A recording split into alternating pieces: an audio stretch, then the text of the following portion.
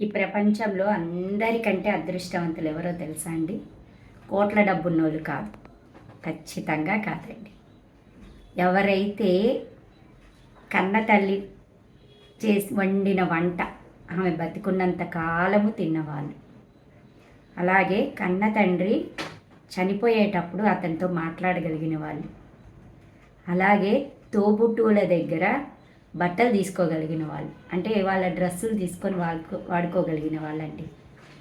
అలాగే మనం ఎక్కడైతే పని చేస్తామో, అంటే జాబ్ దగ్గర ధైర్యంగా పనిచేయగలిగిన వాళ్ళు, ఎవ్వరికి భయపడకుండా ఈ ఉద్యోగం పోతే ఏముంది, ఇంకో పని చేసి బతకగలను అన్న గుండె ధైర్యం గల వాళ్ళు.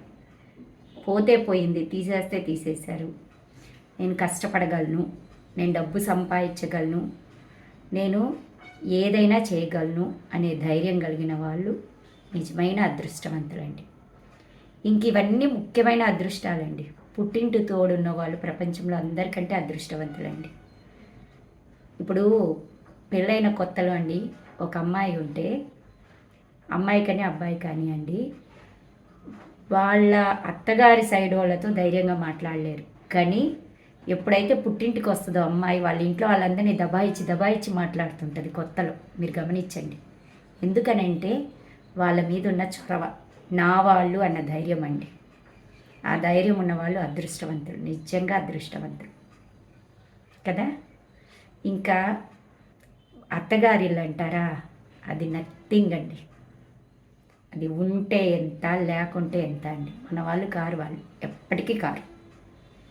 ఆడపిల్లని అత్తగారిలని ఇల్లు అలా అనకండి.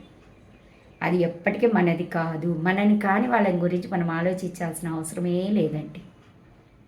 ఇష్టమైతే మాట్లాడతాం, కష్టమైతే వదిలేస్తాం. వదిలేసినా బతకగలం. అది గుర్తుపెట్టుకోండి.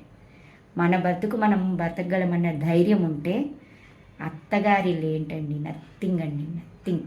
వాళ్ళు ఉంటే ఎంత, వాళ్ళు లేకపోతే ఎంత కదా. అలాగ మనుషుల్ని వదిలేసి బతకగల ధైర్యం ఉంటే ఇంకంతకంటే మించిన అదృష్టం లేదండి. నిజమైన అదృష్టవంతులు వాళ్ళే. ఓకేనా?